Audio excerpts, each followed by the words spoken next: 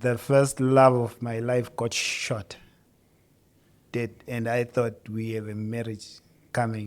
Yeah. That almost destroyed me. Parents are the only Bible that children will read. They model what they see, not what we say. Forgive them without an apology, because your parents may not apologize because they don't see what they did was wrong. And you're not forgiving them for them, you're doing it for yourself and the children. There are traumas and battles that these young people now, what we call AMA 2000s, are fighting. And we demonize them, we make them like these little demons who are just here and wreaking havoc. They're going through things that we can't even imagine.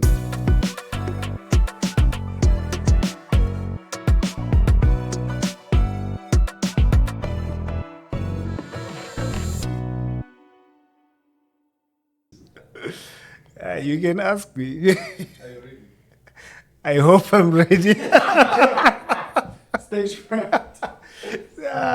There's a combination of stage fright and just not knowing what this is on. Yeah. Yo. I've got one smile. Mr. Kat. Yes, sir. How are you? I'm fantastic. How are you? I'm nervous. Why are you nervous? The book. Oh, the book. The book makes you nervous? The book makes me nervous. Oh, well, imagine the person who had to write it. Yeah. Welcome to this episode. Yeah. This is the book. I have not read a book that has so many triggers. I have not read a book that I couldn't put down. I slept really, really late trying, because I thought I'd read a couple of chapters, one or two. But once I started, man, this book is so well written. The book is about healing generational trauma. And Mr. Kat, this is an amazing piece of work. Thank you. I appreciate that.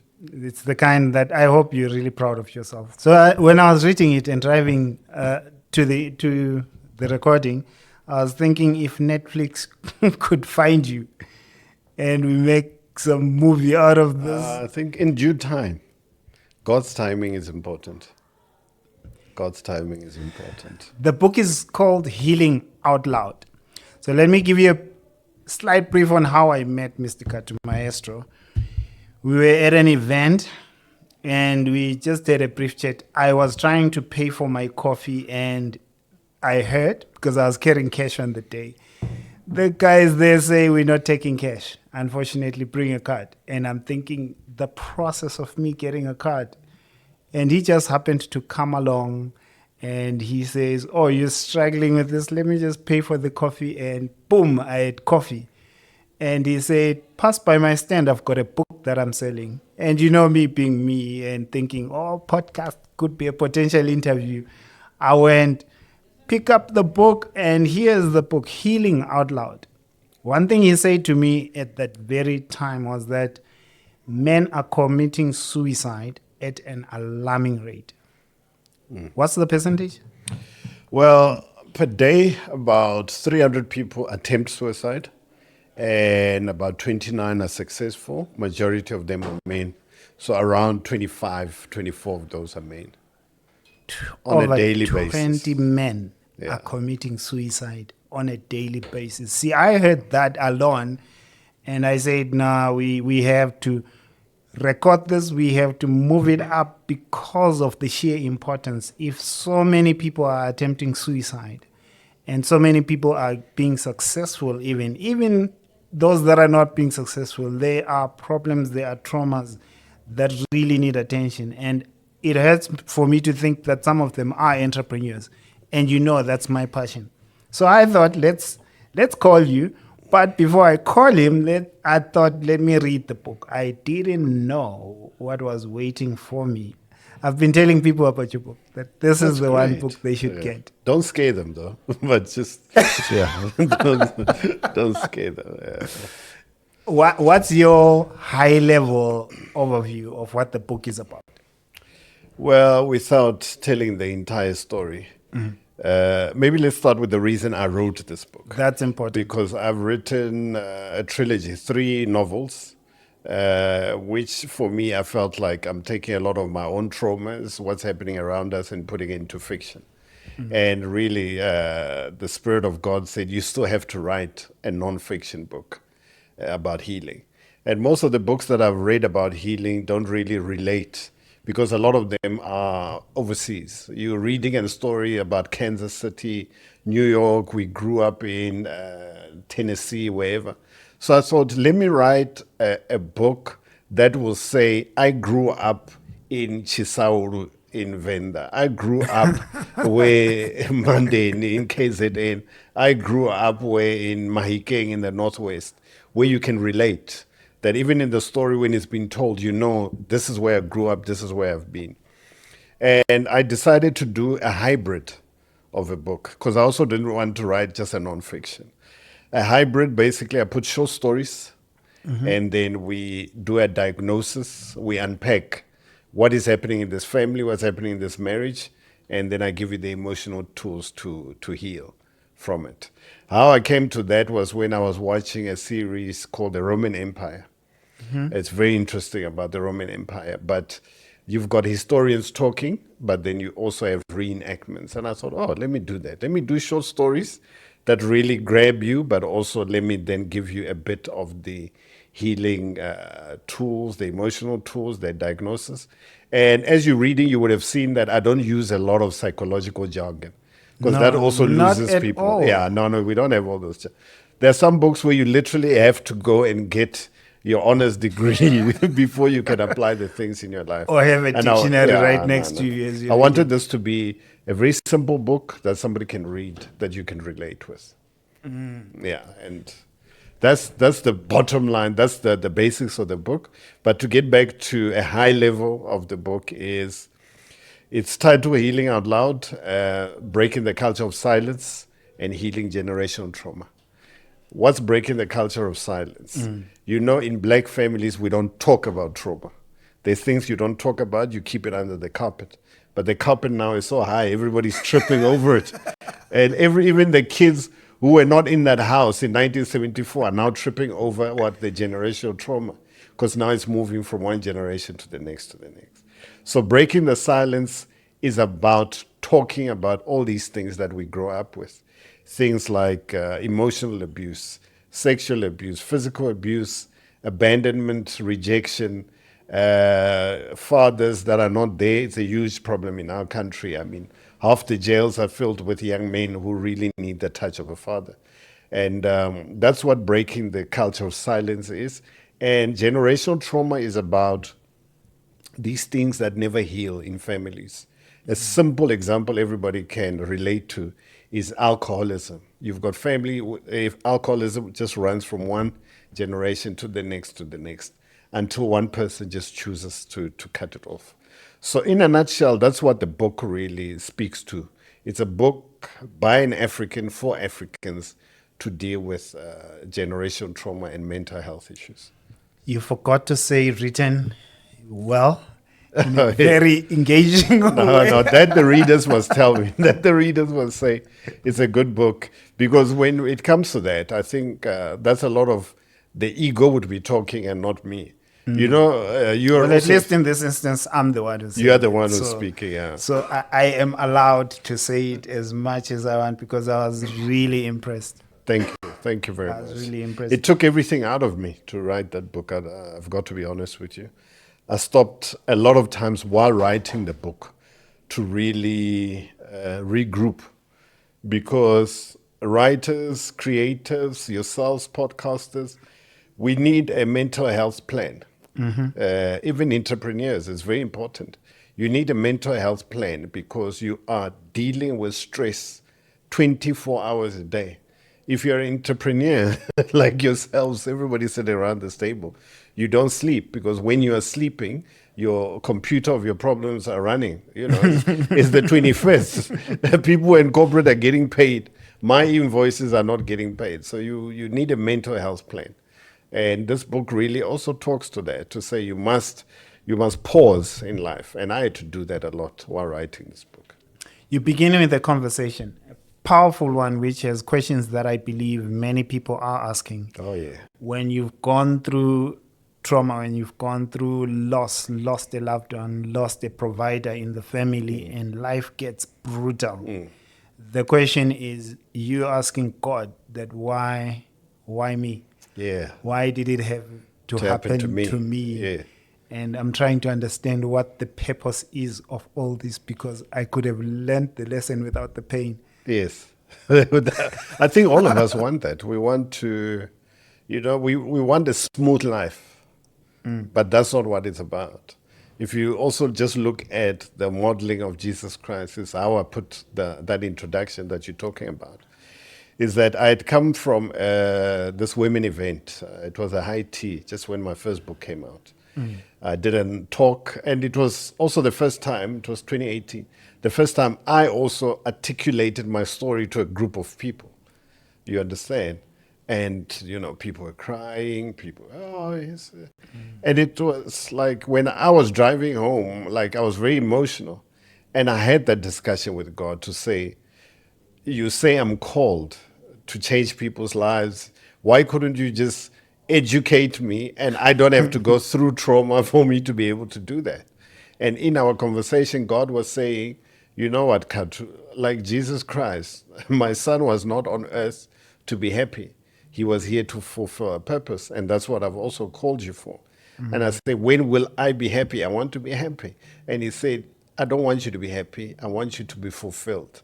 I want you to be impactful when you are healing my people. And the trauma that I've put you through and the trauma that other people are going through is that when you heal from that trauma, from your healing, you're able to turn that pain into purpose and also be now a light that heals the other people that are in darkness. I know it sounds unfair, and for me it was also unfair. That conversation didn't end well. I think I cut God off on the phone and I said, nah, this is not how it's going. And I didn't understand. Why would I need to go through pain to be able to help others? And it's in the fact that when you're healing from your pain, you are able to help others because now you know what they've gone through and what stages of their pain that they're in. You're able to show them compassion, which is what Jesus Christ did to us. He showed us compassion and forgiveness. How long did it take you to reach that level of understanding? 38 years. 38 years of trauma and pain. Yeah, it took that long. But I'm believing that it took me that long so that I can help other people to get through it in a year or 6 months. So that's why you are the sacrifice that is going to help others. And I had to deal with that. That's not easy. Nobody wants to hear that. Why should I suffer for other people? But you're not here for yourself. It's like the tree can never eat its fruits because people eat the fruits from the tree. And the tree cannot complain that I'm not eating my own fruits. And guys, why are you eating the fruits when you never watered me? The river just keeps on running. People drink the water from it. We quench our thirst. And, we don't go back to the river and say thank you. But that's what its purpose is. And I believe also my purpose is to serve humanity with my spiritual gifts. I'm curious though as to part of that story, the traumas that you're referring to, the traumas that you were telling in this amazing talk that got you to reflect and have the conversation with God. You know why that triggered me a bit? Yes. I have had quite a tough life. I lost my father when I was in high school. Sorry to hear that. Before I went to university, and even before that, he was in the army and traveling internationally. So for most of my life, he wasn't available. Not because he didn't want to, of course, but work just took him out. And by the time he was becoming available, I was in boarding school. So you're only seeing him on the holidays. And then when you finish school, he passes away. Yeah. But that was like the introduction of a tough life. The first love of my life got shot dead. And I thought we have a marriage coming. Yeah. That almost destroyed me. After that, I got into a business. And it did so well. But it just fell apart. And I lost a lot of money there. And a lot of yourself. And a lot of myself and a lot of my livelihood. I lost actually everything. I know what it's like to lose cars, the apartment, and everything. Section 129. Yeah. And the sheriff. No, the sheriff, when you're entrepreneur, you mustn't be scared. The sheriff, you must give him a muffin and a Yeah, coffee. to say let's have a discussion. Yeah, let's have a discussion. Yeah. I know all of that, and that's me summarizing. I was reading this and think those are questions that I've battled with for a long time. That why me? And I can see how it's built me in character and in becoming a coach that's valuable to help others. But how do you help someone who's going through it right now? Firstly, sorry that you've gone through what you've gone through. And also, what's important is that you need to grieve, not just the loss of your father, but you need to grieve the loss of the love of your life. You need to also grieve the loss of the dream you had to be with her and to be, for your father to be a father to you and for you to be a son to him. You know, I'm sure right now you would pay anything to just hear that I'm proud of you. You're doing a great job. Do you know what I'm saying? So all those things you have to grieve. And a lot of people are watching this podcast. A lot of people also did not have the opportunity for their parents to say, I'm proud of you, I love you, and all those things. And those are the kind of things that you need to let go and to grieve and to be that for yourself, you know. You must pat yourself on the back and say, wow, Ntando, you're doing a great job. You must wake up and give yourself a standing ovation in front of the mirror and say, you are doing a great job. You're an inspiration. I look up to you and I love you. That's something that we must learn to say to ourselves. We're not crazy, but the love and the fulfillment you seek is within you. So to the people who are watching this broadcast, if I have to say, how do I intervene in your life? By igniting the conversation for you to heal. Because, like I say, 38 years for me to get to this point, it's a long time. Because what trauma does to you is that you relive that thing every single day. Every single day you're reliving it. And no matter how far you are in your healing, you will have those mornings when you are triggered, when you cannot get up. So I'm saying to people, it is better to go through a 6 months of pain and deal with the trauma than the rest of your life. Because traumas also manifest into diseases, into your cancers, into heart diseases. Because what happens is, in our formative years, where a lot of people experience trauma in their childhood, is where you're supposed to be developing and so forth. And what happens is the trauma as a child that you carry, this enables the inner child to grow. So you could be 37, 47, 57 and still an 8-year-old emotionally. You know, when you throw a tantrum and people say you're being childish. Yes, you're being childish because the inner child that's not healed is the one that's throwing those tantrums. So what I'm saying is that nobody wants to be in their 50s and still reliving everything that happened when they were 10 years old. I love how psychologists give this example of the flight and fight mode, if you know what it is.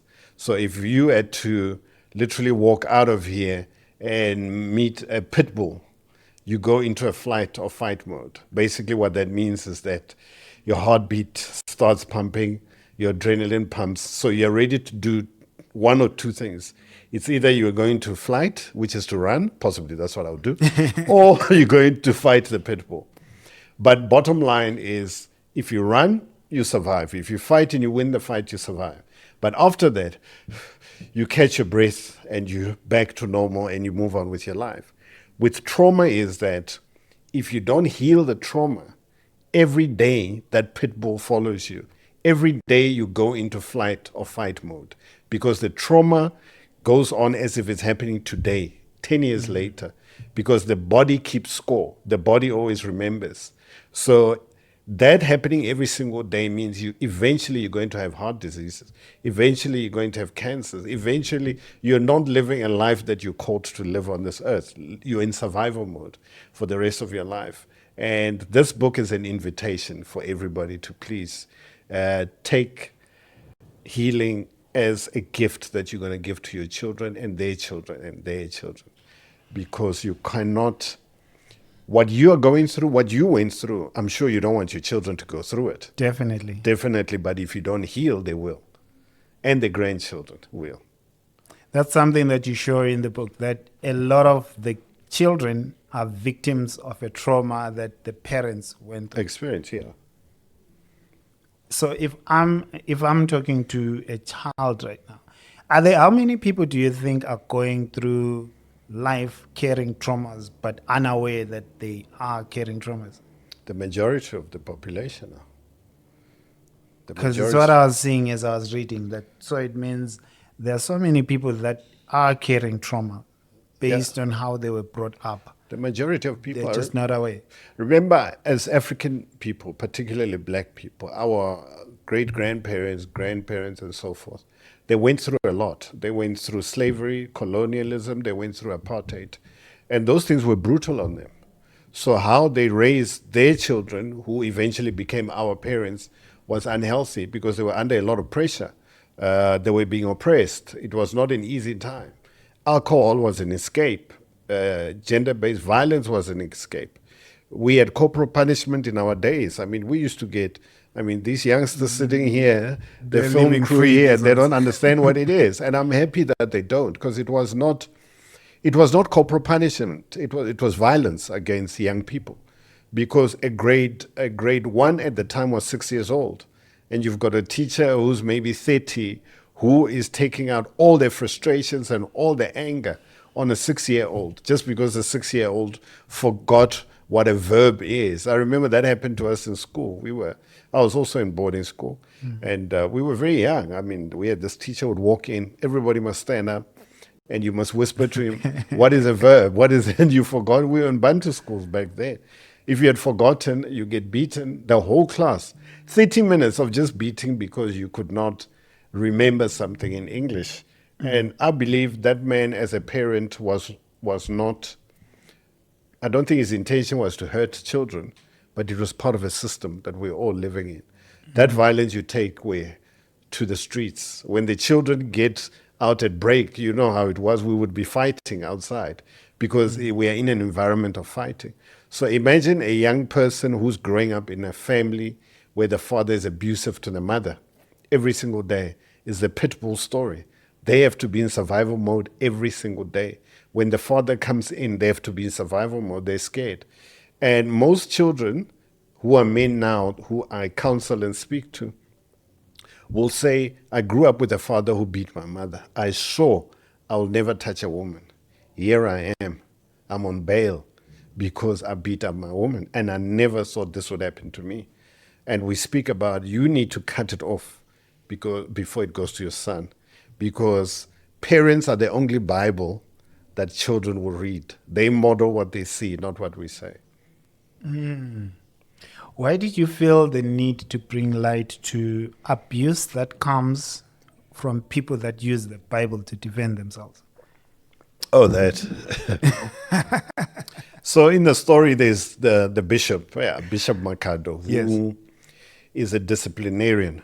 A lot of people and a lot of families grow up in those environments because, remember, religion is very big in the black community. It is. Not everybody who's a pastor, bishop, whatever, is ordained. You know, these days you can just simply change your Facebook status to prophet, and there you go. So religion has always been used as a system of oppression, and a lot of people also use religious verses to control their wives and their children. And most of these people are pastors, bishops, who are very abusive in their homes.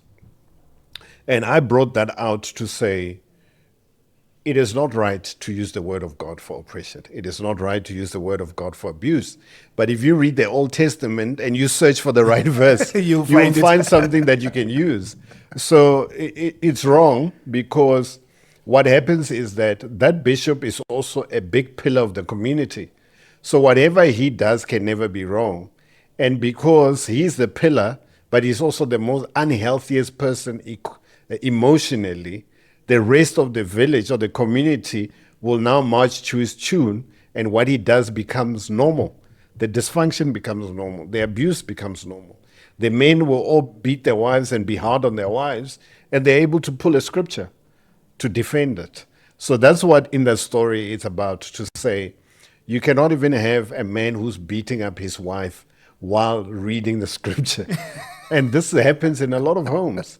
I've had a lot of people touch base with me after reading the book to say, it's almost like you were in my household. This is the things that I've seen. Even our neighbor, even the children, my friends, whose father is a bishop or a pastor. This is how they've grown up. And because of the silence, we keep it under the carpet, because you're not going to speak against your father who's a bishop. The whole community will will stone you to death, because you want to destroy the model of perfection and authoritarian and what we call discipline in our community. That's why breaking the silence is not exposing our parents or our grandparents, is healing from it and bringing it out on the table to say, this is wrong, and it stops with me. It ends with me. When you talk about the bishop, he was abusive, obviously, to the wife. And what I pick up from the wife is that sense of learned helplessness. Someone who gets abused for so long, for so many years, that they normalize it. Yes. They feel like, I can't control this. And then they pass it on to their daughters to say, you need to understand, men are like this, the world operates like this. Well, did you not feel like you will trigger a lot of women who read this and that's been their life for 30 years because they're men? The way you wrote that. It was, it's a serious trigger. But what is a trigger? A gun is got a trigger. Unless you press the trigger, the gun is useless. A trigger is something that invites us to deal with something that's unresolved, and it's not always pleasant, unfortunately. And yes, a lot of women will read that and say, I've given my entire life to this man and to this family. And it also breeds resentment and bitterness in a lot of women.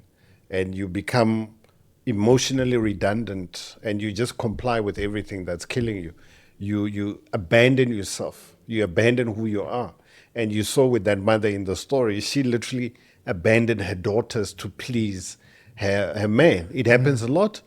There's a lot of families where mothers will leave their children with their grandmothers because the new man does not want a woman with a child. And some women will tell a man, I don't have a child. And they abandon the child because to please the man. And yes, we do need companionship. We do need a man. We do need a woman, but not at the cost of our children.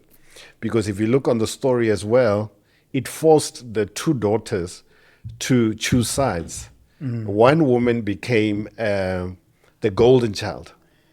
And The then golden other- child is the one that obeys all the rules. The golden child is the one that sees that the better I am, the more I perform, the more I'm obedient, the less trouble I'll be in. They don't do this because they want to, they do it to survive, which is unfair. And then you have the black sheep, who most of the kids are. The black sheep is the one who tries to speak out about things that's wrong. And you become the enemy of the house. What I didn't see coming Yeah. was how you connected the different worlds for these kids. There's a part where the two girls fight, Yes. and the black sheep is saying, you cannot judge me, Miss Perfect. Yes. You are always everything that everyone is looking at, so you have no right to be like God to me. Yes. When I was reading that, I was feeling her pain and feeling like, yeah, she has every right to say this. Then later I get to the story of Miss Perfect Yes. and see things from her view. Yes. Goodness. Actually, let's start with the black sheep, that story of rebellion, because it starts with a rape and just rebellion after because of how the family handled it. And if you look at how the bishop handled it and how the wife handled it, silencing her and everything that follows after that, I was thinking, again, that's another story, especially in South Africa. It's a reality for many people. Yes. How much did it take out of you to write that? Because hey, It's and when I write, I always try to break all the filters, break them and throw them away. I don't filter my stories. I make them raw. so that a person who's gone through it can feel that this is me. And if this person can make it through this, I also can make it through it. It was difficult to write the story of the young girl who got raped, and she comes home, and her mother, instead of comforting her, abandons her. And her father, instead of protecting her, beats her up for coming home late.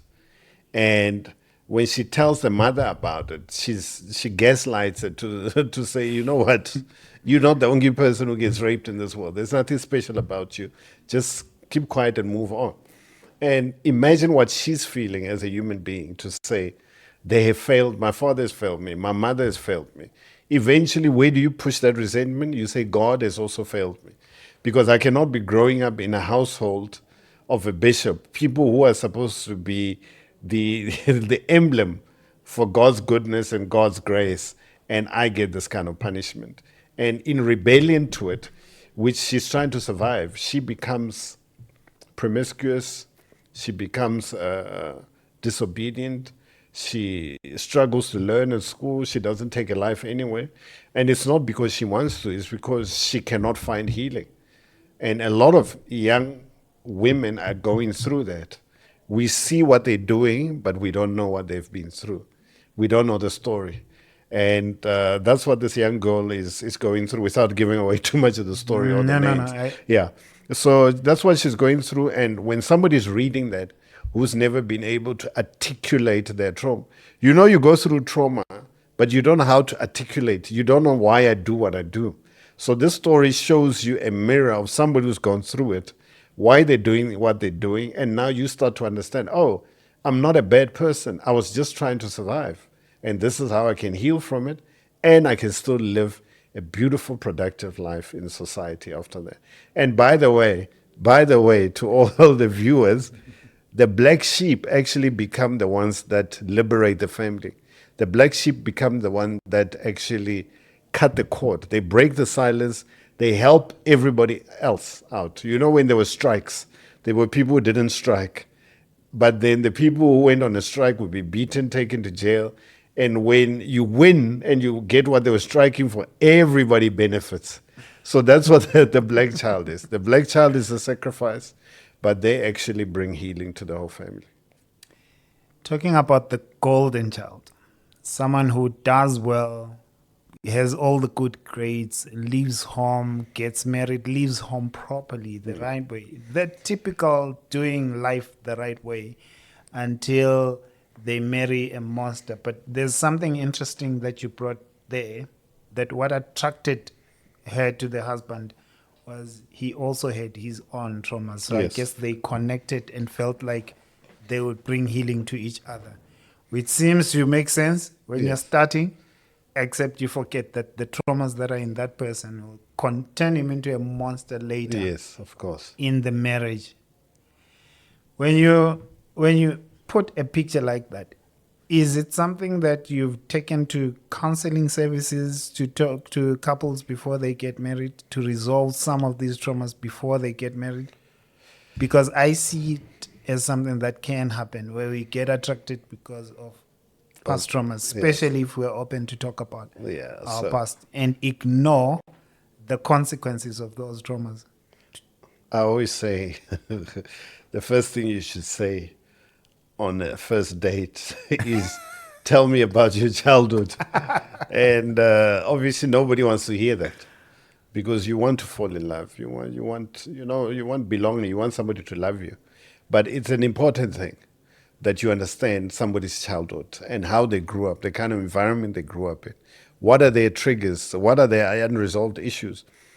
Because in part of one of the stories, the young woman who was the golden child, the perfect one, everything, she finally gets married to a man who's extremely successful, a handsome man. He's got everything, but he is the exact replica of her father. She thought she was running away from the trauma of her household to be saved by this man, but she just jumped from the pot into the fire. She attracted a man who's exactly like her father, because she still needs to heal from that. And then what happens is that She goes into a household which is supposed to be paradise and a castle, but it actually becomes just a reenactment of how she grew up. So she goes into the younger version of her abusive father with more energy, more manipulation.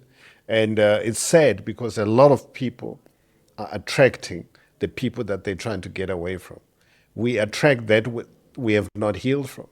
We attract that darkness. It's a mirror. Most marriages, you get into a mirror, you attract the person that it's either going to help you heal or it's going to destroy you. In the sense that you must now draw boundaries. You must now have an understanding of your own triggers and how not to. Perfect example, if you grew up in a house where screaming and shouting is a language, that's how people speak at your household, and you get into a marriage with somebody who's very calm, who's very peaceful, it's as if something is wrong for you because that's not the environment that you understand. You start bringing that chaos into your house because you need to recreate. And this person starts to appear boring. That's what happened later in the story. They appear boring. Something is wrong with this person. You leave them or you cheat on them because this is not what a man should be. For me, a man expressing love beats me or he shouts or whatever. And that's what the healing is about. It's about looking in that mirror, reading books like Healing Out Loud so that you have the awareness. Books are important in the sense that they ignite the conversation. Like what you say, the triggers that have come out now allow you to sit back and to understand a lot of what you have been through. Because if I have to ask you and most viewers a question, if you had not gone through the traumas that you went through, would you have started a podcast? Probably not become a coach, actually. Not even become a coach. Because now as a coach, what you're doing is that you are trying to help others with what you could not help yourself with or anybody helped with in the past. So from our traumas actually comes a beautiful story, but you just now have to go through that fire and burn a little. Yeah. Personally, what's your take on, because when I listen to the story of the golden child and how nasty the marriage got and how difficult it was for her to leave the marriage, what's your take on people coming to you and asking for advice and saying, should I divorce? I know the stigma behind it. I know as a Christian, it's not something that's advised, but man, there is so much abuse going on. Oh no, I could never advise anybody to get a divorce because that also ultimately destroys the entire family, destroys the whole family, the children as well, and it also starts a new trauma onto them. But obviously, if a situation is irreconcilable, you do unfortunately end up splitting up. I mean, it just happened now to our national captain. They split, and in front of everybody, that was a perfect marriage. But I think people need to seek help first, because you find that what's happening is that both of you have got things that need to heal, but you project your traumas onto somebody else, and it's their fault, it's not you. So if we both are able to heal ourselves first, then we become an expression of love into the relationship. You see that marriages, you can't fix them. Because ultimately what can happen is that, yes, you can divorce believing your partner is a problem, but you're the problem and you get into the next relationship or marriage, same environment again, then you divorce again, divorce until you deal with your own issues. So I'm not an expert on divorce. I would never ever encourage anybody to divorce, but I would definitely encourage people to look within and to heal and to become the best expression of what love is in a relationship. What's your message to men when it comes to this word, men don't cry? Unfortunately, I don't drink alcohol anymore. I would ask for a glass of whiskey. Do we need to give you a refill? No, I'm good for now. So because the men don't cry, you're still getting to part 3 of the book. It's there. We as men are brought up not to cry. We are brought up to be tough. We are brought up to believe that a man must be a provider, a protector, and nothing else. Men are terminators. That's what we are supposed to be. And you grow up to be a husband. And now you must be emotionally available for your wife. You don't know how to express your emotions because throughout your life you've been taught to suppress your emotions. Now you don't know how to be emotionally available for your wife, for your children, and you lash out. You, when you are angry, you don't know how to have a proper discussion that ends up in a resolution because you've never been taught how to do that. Gender-based violence comes and you use your masculinity. You must beat your woman to submission or for her to understand what you're trying to say. And this is where the suicides come in because men don't talk. We hold everything in. I mean, like we were talking about entrepreneurship, a lot of men have gone through a lot, cars being repossessed. And as men, we always take identity in money or in our titles at work. And then, assets, yeah. assets and everything, and that's who we are. And when we lose those things, we have no identity, we lose our identity. You know, you go from being this top executive, now you can't find a job, your pension runs out, everything runs out. You're at the end of the rope because as a man, you cannot ask for help because of the ego that has been told not to be vulnerable to anybody. That's where you end up taking your life.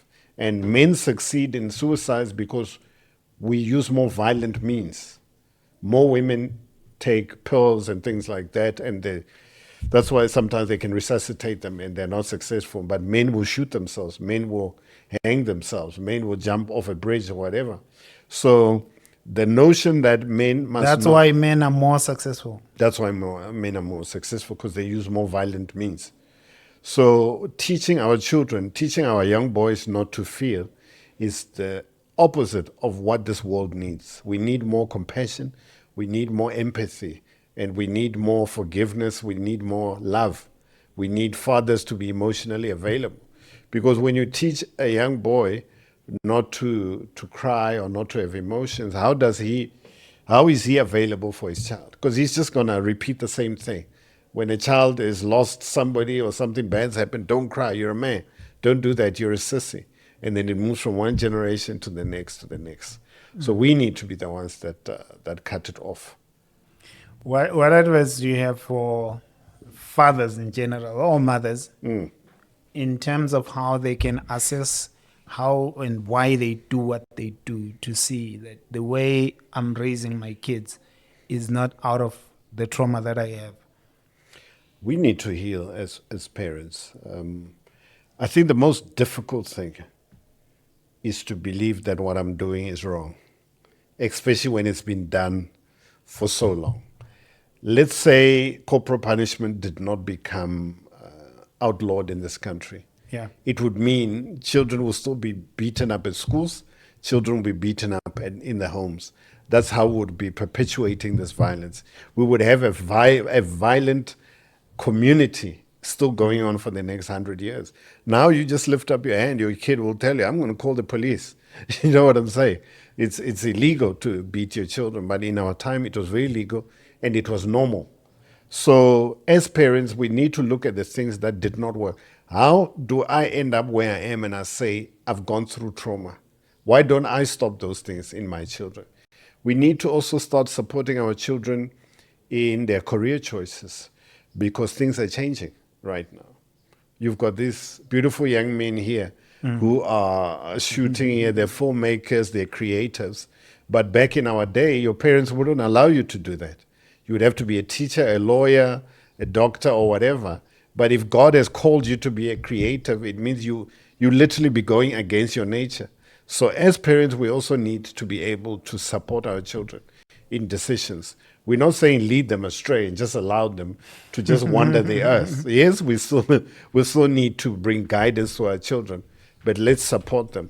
Let's be the love and the support that we never got from our parents, that they never got from their parents, because that's not how things were done. There was a structure, there was conditioning. This is how things were done, whether it worked or not. There's a lot of traditions that don't work anymore. There's this story of, I'll just use the story of the pots. There's a lot of stories where this grandmother, mother and daughter are there. It's Christmas, they're cooking. And then while they're cooking, the mother cuts the parts of the chicken off on the sides and puts it in the pot and throws them away. And the daughter asks the mother, why do you do that? And the mother says, ask your grandmother. I learned it from her. It's always been done like that. And they ask the grandmother, Grandma, why do you cut these pieces off? Oh, she says, no, back then in our time, the pots were very small. So we couldn't fit the entire chicken in. But now the pot is bigger and it can fit there. But you're still doing the same thing because it's just a tradition that you carried from one place to the other, to the other. And here's a message to people who are struggling to forgive their parents because of what they did to them or did not do for them or give to them. Forgive them without an apology, because your parents may not apologize because they don't see what they did was wrong. And you're not forgiving them for them, you're doing it for yourself and the children. And the best way also you can teach your parents what parenting is parenting your children properly. And they look at that as grandparents and they say, wow, I wish I could have been that for my child. That's where their healing also comes from demonstration. That is beautiful advice. I'm thinking as you're talking of someone who is maybe a teenager or in their 20s going through this, staying with parents that are abusive, that are not apologizing, that don't see that they're wrong, and feeling a sense of, I can't control who they are, I just have to survive it. Actually, now that I think of it, this happens even to people in relationships. Yes, of course. Who get to feel like, okay, it's just who he is, it's just how she is, let me just survive it. I can't control this. What's your message for someone who is in it right now? That's a tough one because situations are very different. You might find a woman who's in an abusive marriage or relationship who doesn't have qualifications, any skills, she does have a job, and that marriage it's a financial refuge for her. And she's got nobody else. She grew up alone, she's got nobody to go to. And that person may stay in that relationship because of that. But then we have marriages where people are staying because they are scared of going back home or leaving because society ostracizes women when they get divorced or they leave. They call them names like return soldiers and all these kind of things, which is highly unfair. And a lot of women will tell you that I went back home for a few weeks and my parents sat me down and say, you're going to go back into that marriage. You've got a good man. He's got a good job. He's providing for you.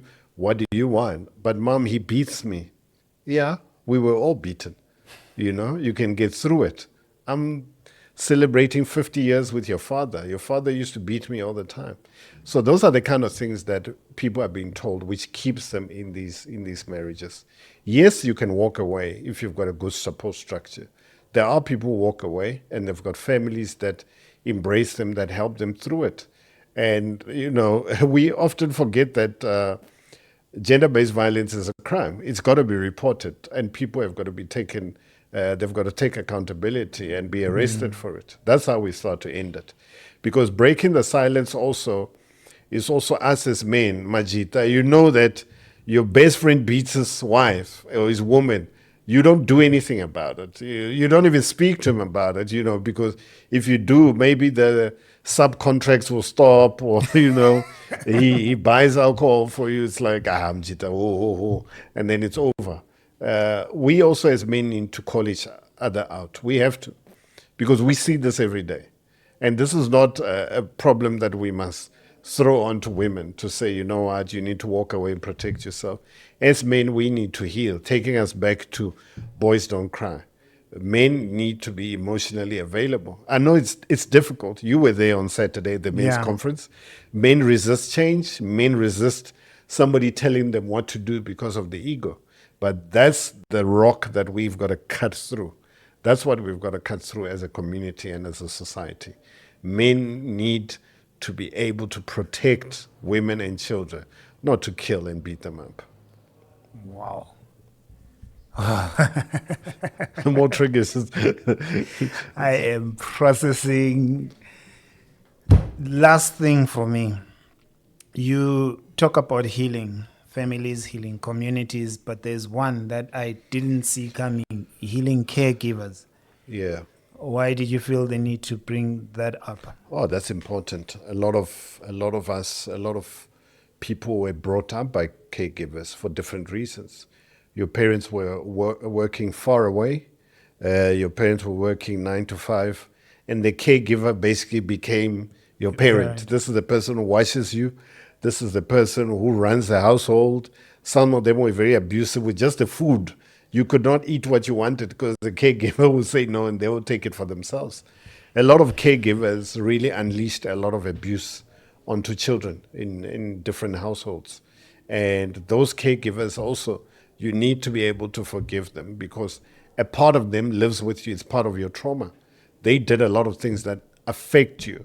And what's scary is that a caregiver's influence in your life negatively has an impact on who you are as an adult because they've conditioned you. Everything you've learned for them. You'll always hear people say, "Yo, we had Mang Mang, when we were growing up, she was like this. This is why I do this." And that's not healthy. That's the stuff that you need to heal from. That's because she was also coming from possibly a very difficult background. Look at the caregivers now. We still have them, you know. After freedom, 30 years later, we would have expected things to change with domestic workers, where we no longer have people leaving their families in faraway places to come and raise your children while they abandon their children because they need to survive.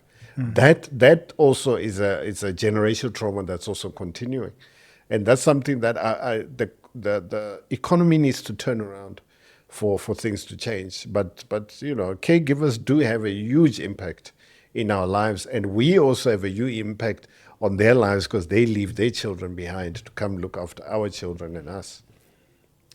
So what's your message to parents there who are having caregivers because they've got busy careers? We need to parent our children. We mustn't outsource that to our Don't caregivers. outsource. No, don't Don't outsource, outsource parenting. Because you know, right now we outsource parenting to Xboxes. We outsource parenting to boarding schools. We outsource parenting to au pairs, to caregivers.